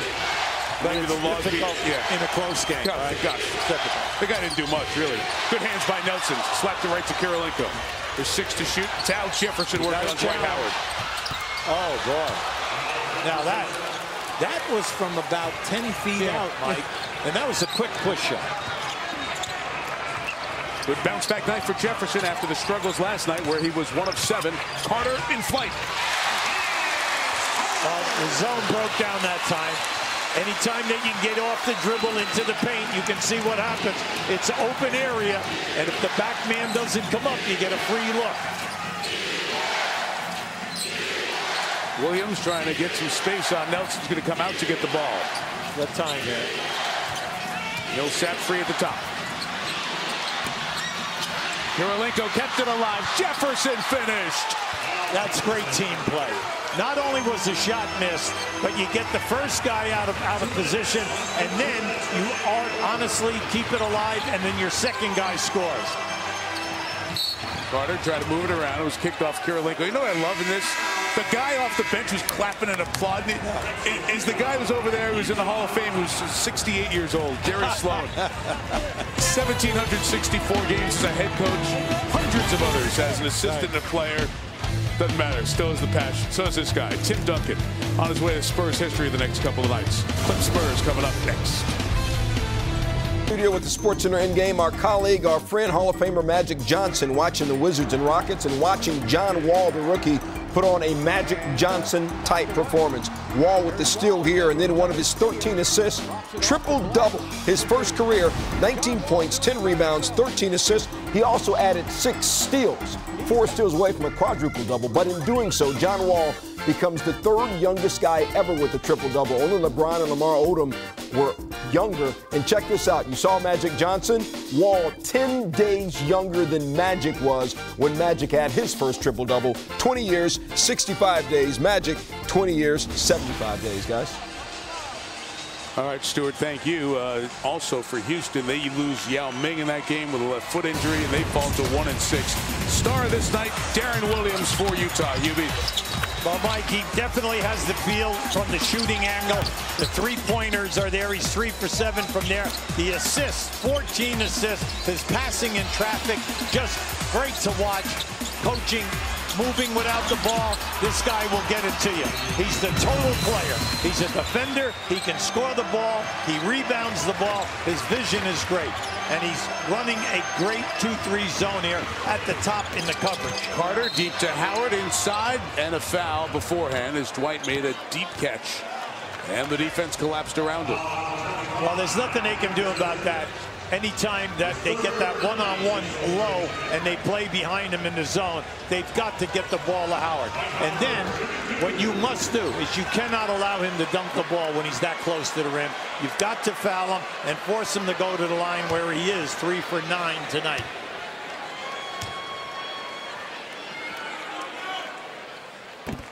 Three for 10. NBA Friday, you will see Utah continue this magical run they are on right now against Atlanta. Hawks have a tough night tonight. That's at 7 Eastern. Then Friday night, we'll have Brandon Roy and the Blazers take on Kevin Durant and Oklahoma City. So that's our NBA Friday action coming up. Clippers Spurs next. A lot to do still here as Howard splits the pair. The Jazz lead is 3 with 100 seconds in regulation. Darren Williams with C.J. Miles, Millsap, Kirilenko, and Jefferson. Williams fakes right, comes left. Good hands by Nelson. Caught by Jefferson. 5 to shoot. Quick over Howard. He gets rid of it before he can block. I don't know how he gets it off. Yeah. I'm telling you. Howard looked like he was going to catch it. Never mind block it. But it's just so quick on that release. He shoots it on the way up. Brandon Bass.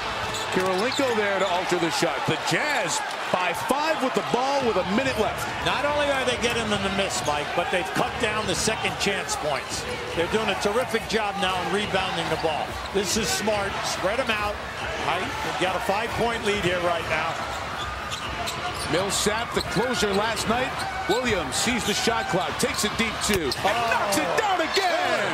Oh, man, what a night for Darren Williams. A great defensive move by the coaching staff, Jerry Sloan, going to the 2-3 zone, staying with it, making substitutions out on the perimeter to give guys a break so they can keep up the coverage. Mike, this is just a sensational shot with the clock down. And a great comeback, too. We'll follow the Jazz train. They'll probably fall behind by double digits in Atlanta early on, then see if they come back. 7 Eastern on ESPN Friday night. Then Portland taking on Oklahoma City. Our NBA Friday for you here on ESPN. Last night, they scored 72 in the second half to force overtime with Miami. Tonight, 63 second half points, and we're talking elite defensive teams, Hubie. Correct. They're going against 2 of the best that we have in the East and 2 of the best in the entire league half-court defense. Their execution has been terrific. And the 2 comebacks, down 18, down 22 the last 2 games. Carter missed the 3, and a foul here. They are down 18 tonight. So that would be 3 consecutive games coming back from down 18 or more if Utah holds on for these last 42.7 seconds. Now, the toughest thing is that once you shoot and miss, you force one up, all right, in that situation.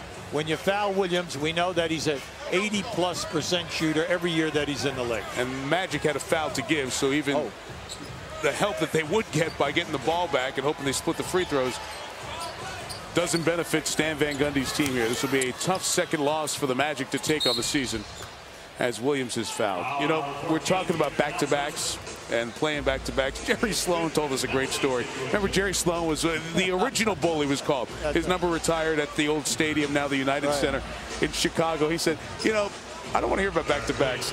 When I was a rookie and playing in Baltimore, he said, we played in Baltimore, St. Louis, San Francisco, Los Angeles, and then New York in 5 consecutive nights. That's right. And remember, no private planes, right? They're flying commercial. He has seen it all, done so much. The Hall of Famer, and he's the longest tenured coach with one team in North American professional sports, and has re-upped for another year. And we asked him why. Why still? What still brings you to the gym every day? 2 more for Williams. And he said, nights like last night, you never know when you're going to find an antique. Something you're not looking for it, and all of a sudden there's something beautiful there. And tonight, it's got another antique. One of the truly great competitors of all time, Van Leer and Sloan. Look out. Yep. Timeout, Orlando. Down 9 with 42 seconds to go. The Jazz know all too well, don't give up on a game. They scored, one guy scored 11 points in 28 seconds last night as they made a furious comeback against Miami. But this is an 18-6 run to get the Jazz back in this one. Now they're playing man-to-man out of this timeout. That was a good move also.